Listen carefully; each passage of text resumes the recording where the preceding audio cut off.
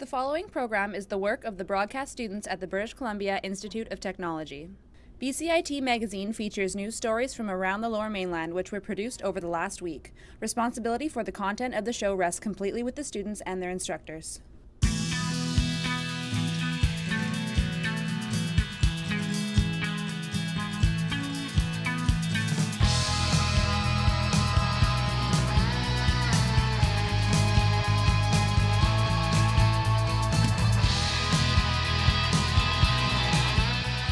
Today on BCIT Magazine. Vancouver police issue a warning after 2 attacks in Stanley Park. Turning art into shoes, meet the man doing just that. And we'll take a look at the top flicks nominated for next weekend's Oscars.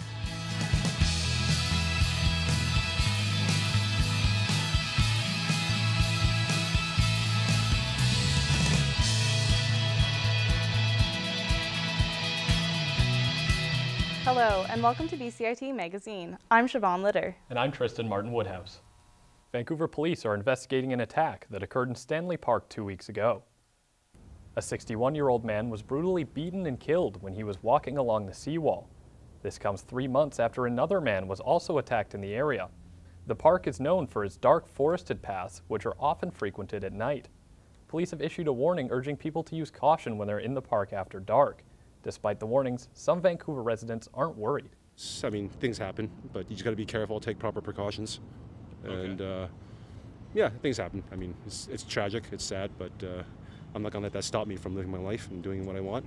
Like, I walk this all the time by myself, and it doesn't really bother me. I'm not going to walk here like in the middle of the night, but yeah, I'd walk when it's like this or just getting a little bit darker.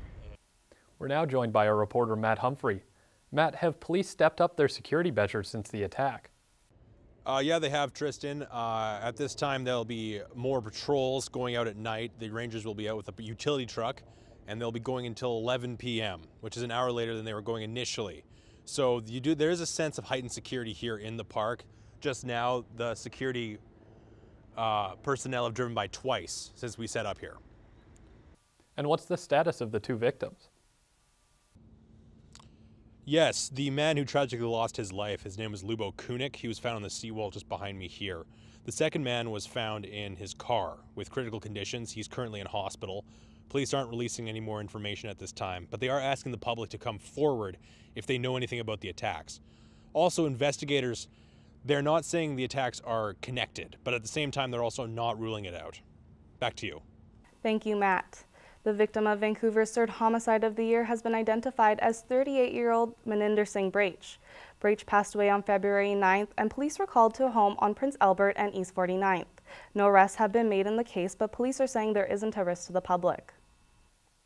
The Integrated Homicide Investigation Team is looking for information about the death of a 44-year-old man in Port Coquitlam over the weekend. On February 11th, Coquitlam RCMP were called to a park near Hyde Creek Recreation Center, where the body of Sean George was reportedly found. George was found dead on a trail near the rec center. iHit says George was a new resident of the Tri-Cities area and had a history with police. Anyone with information is asked to contact the iHit information line or email at iHitInfo. I can say he has a criminal record, and for offenses related to violent drugs and property crime offenses. He came down from Penticton as recent as January, and we're trying to locate a recent resident for him. The annual Memorial March for Missing and Murdered Women took place this week in the downtown Eastside, with hundreds taking to the streets. Our reporter Lido House has more. Audrey Siegel comes to the annual Women's March every year on her mother's behalf, who found it too painful to participate. But tragically, this year her mom died of a fentanyl overdose just days ago. That's what I was thinking about, because sometimes she would surprise me on the path. She would just come walking out, because this is where she spent most of her time, down here. Family, friends, and allies of women who have been murdered or have gone missing from the downtown East Side took to the streets to show that those women will not be forgotten. The first woman of First Nation heritage to be elected to the British Columbia legislature joined the march. Melanie Mark called for more acknowledgement of the women disappearing from the community.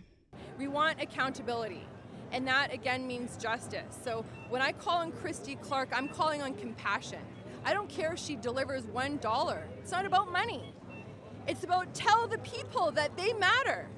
The march wound through Gastown and the downtown Eastside, ending at Oppenheimer Park, where Audrey Siegel would usually meet her mother.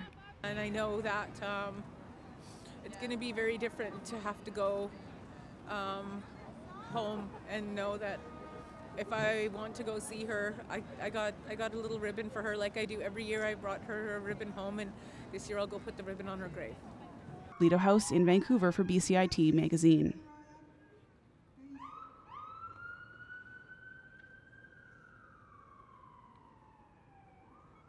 We are now joined by our reporter, Lido House. Lido, what was the general feeling at the march? Yeah, so there was lots of tears, but also a fair amount of anger. People were just fed up for having to have marched for the 26th year, and these issues are still continuing.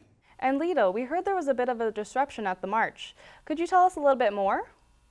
Yeah, so it wasn't anything to do with the marchers. It was actually the fact that there was a fire that broke out on the same block. So fire crews had to make their way through the march, and people in front actually were very organized. They just yelled to the hundreds of people that were behind them and just told them everyone to go to the side, go to the sidewalks. And the fire crews made it through multiple times actually, and it worked out quite well. Back to you. Thanks, Lido. As the Women's March was making its way through Vancouver, a local artist was raising money for the cause in a way you might not expect. Matt Humphrey has more. It's drawings like these that will end up on shoes. Sean Caremaker is one of 7 Vancouver artists whose work is being turned into shoes. Paintings like this turn into shoes like these. The artists choose a charity, and 6.4% of the shoe sales go towards it. For Caremaker, charity and art have always gone hand in hand. And for this project, he's chosen his favorite organization, the Downtown Eastside Women's Shelter. I just thought it was a good idea for us to try to do what we can. I just feel like if you're not part of the solution for some social issues, then you're part of the problem. So I've always felt some sense of responsibility with that sort of thing. 604 features shoes from 7 rotating artists. When one shoe line sells out, a new artist and charity are chosen to take their place. I wanted to do more than just making regular sneakers, I guess you could say, and wanted to involve the fantastic artists that we have here in the Vancouver area and simply merge the two. Each stroke of the pen in Caremaker's art goes towards a piece that represents Vancouver and the person that he's creating it for. I have empathy, I guess. I think a lot of the people I know, artist types, have a lot of empathy. So when you channel those people towards a common goal, you can get some things done. When all the shoes are sold, $10,000 per artist will have gone to the charities. Matt Humphrey in Vancouver for BCIT Magazine. Coming up next on BCIT Magazine. This Douglas College volleyball player hasn't let injuries stop her from following her passion. And we hear from a longtime radio broadcaster about the future of journalism and the changes he's seen in his 50-year career.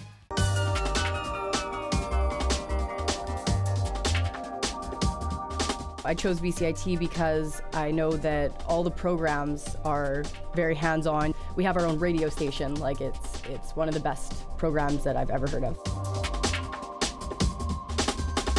I am starting a job on Monday, so confidence is high.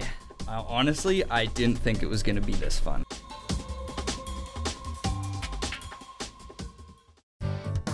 Standby graphics, ready, camera one. If you want to experience the fast-paced world of news. Today on BCIT Magazine, striking.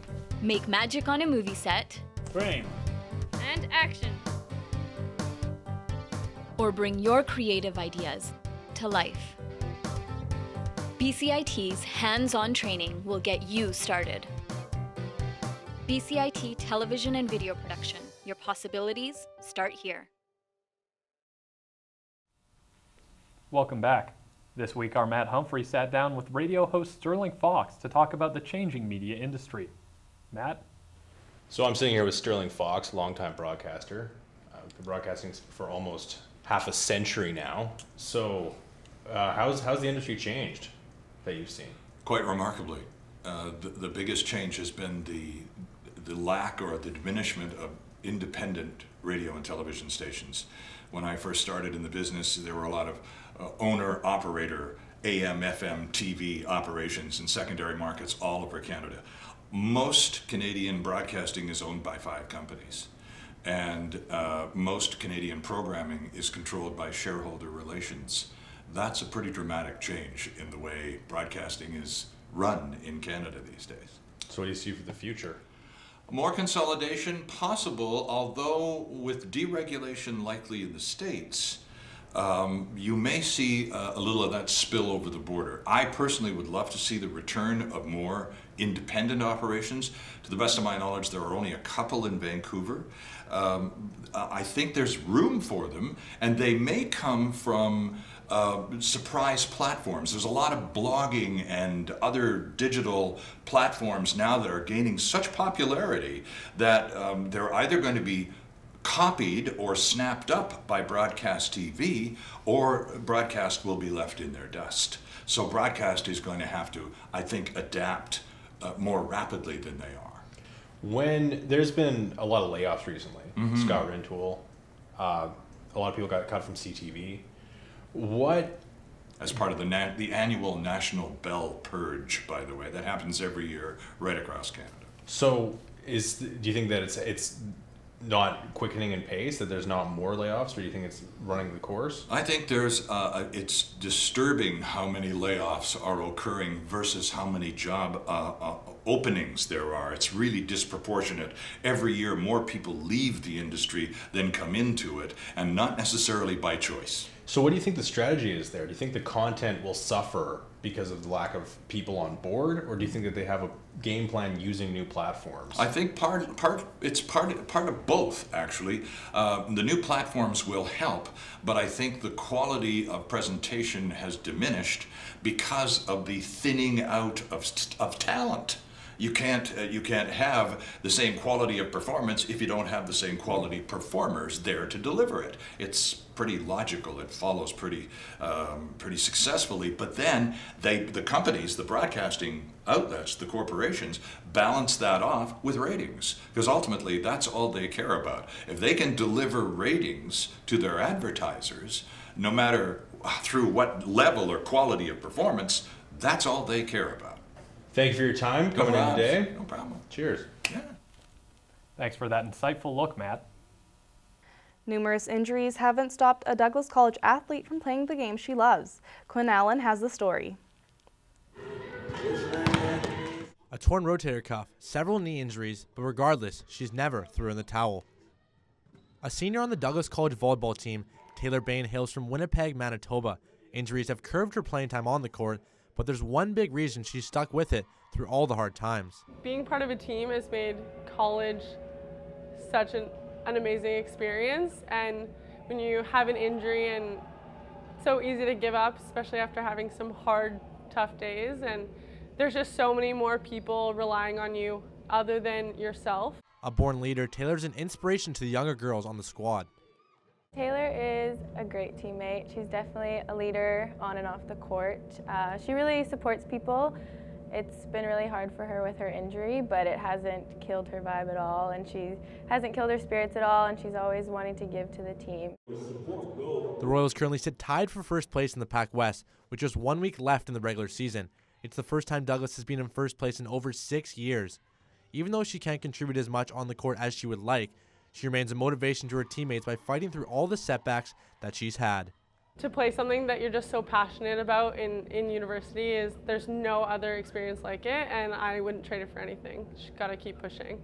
The Pac West Volleyball Championships will run from February 23rd to 25th in Nanaimo. Quinn Allen in New West for BCIT Magazine. Earlier this week, former UFC champion Brock Lesnar announced his retirement from fighting in order to focus on his WWE career. A local computer programmer finds inspiration for competition-ready creations at the Vancouver Robotics Club. Aziz Hajeri has more. At first glance, this little white box may not seem like much, but it's actually floating on air. No easy feat for Lawrence, a computer programmer who has been building robots for more than a decade. It's just a great place to meet other people and see what they're doing, and kind of keeps you excited. The meeting of the Vancouver Robotics Club is what keeps all these robot addicts excited. Members gather once per month for the past 8 years and share their passion. It's the chance to show off what you've been building, or the chance to kind of prepare maybe for a competition or a demo. Lawrence's most recent creations are the tin can robot that floats on air using high-powered magnets, and this snowman with light sensor antennas that turns to the brightest light. But Lawrence knows he'll have to do more if he wants to compete in prestigious contests. I build a little tin can robot, that's fun, it's kind of built now, like what do I do next? And then you come here and you say, oh, there's this contest down in Seattle. That contest is Seattle's Roboton. Created by the Seattle Robotics Society, it welcomes robot designers from all around the world to compete for prizes and glory. Bob Cook, the manager of the club, is hoping to take his latest creation to the next Robothon. I have been very interested in a game called Robo Magellan. The idea is that your robot knows the GPS coordinates of some orange traffic cones that are scattered in a park, and your robot is supposed to go find and touch the orange traffic cones, but it has to avoid all the obstacles, and then it's a timed race. Whose robot can do all of this the fastest? While Lawrence is still far from competition, he hopes that meetings like these will give him enough inspiration to join the elite at Robothon. Aziz Hajari in Vancouver for BCIT Magazine. With a few days until the Academy Awards, here's a rundown of the top nominees. We start off with the Best Actor category. The nominees are Casey Affleck in Manchester by the Sea, Denzel Washington in Fences, Ryan Gosling in La La Land, Andrew Garfield in Hacksaw Ridge, and Viggo Mortensen in Captain Fantastic. Both Affleck and Gosling are the ones to watch in this category, as they both took home wins at the Golden Globes. This isn't the first time I've been mistaken for Ryan Reynolds. For Best Actress, winning Golden Globes for their portrayals in Elle and La La Land, we have Isabelle Huppert and Emma Stone leading the category. Thank you, thank you, thank you. Oh my God. Also nominated are Ruth Negga for Loving and Natalie Portman in Jackie. Meryl Streep also has a nomination for Florence Foster Jenkins. It was wonderful, Bunny. Want to try another take? Well, I don't see why. That seemed perfect. For Best Picture, La La Land leads the pack with 14 nominations. Moonlight, Manchester by the Sea, Hidden Figures, Arrival, Fences, Hell or High Water, and Hacksaw Ridge are also in the running. City of stars, are you shining just for me? It's sure to be a tight race with only 1 week until Hollywood's biggest night. Coming up next on BCIT Magazine. BCIT's library is wrapping up something a little different this Valentine's Day. And British Columbians embrace different kinds of love on the most romantic day of the year.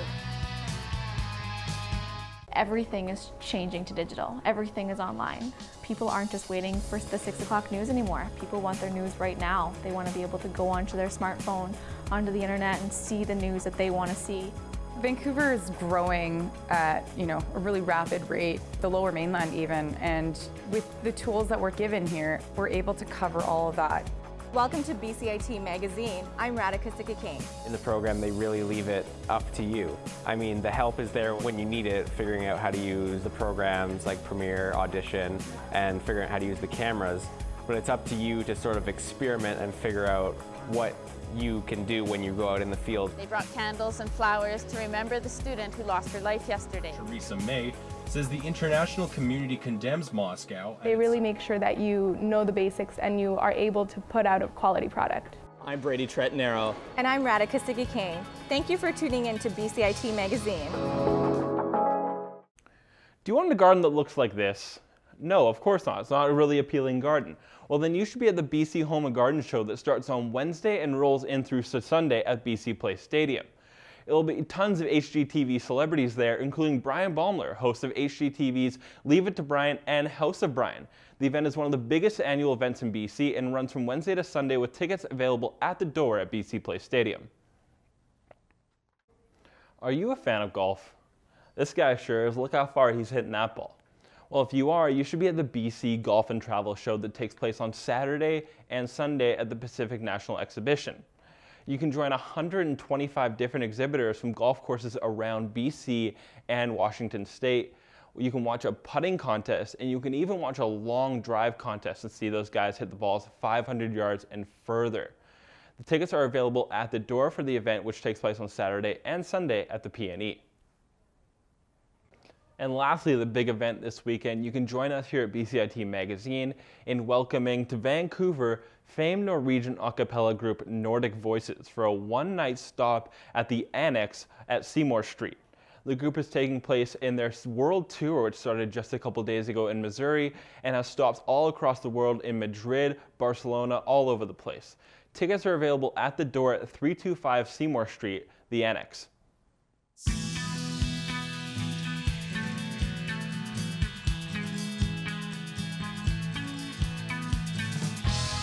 Welcome back. This Family Day, a marching band led a walk through the streets as the Children's Foundation celebrated 60 years. Eric Dockwitz has more.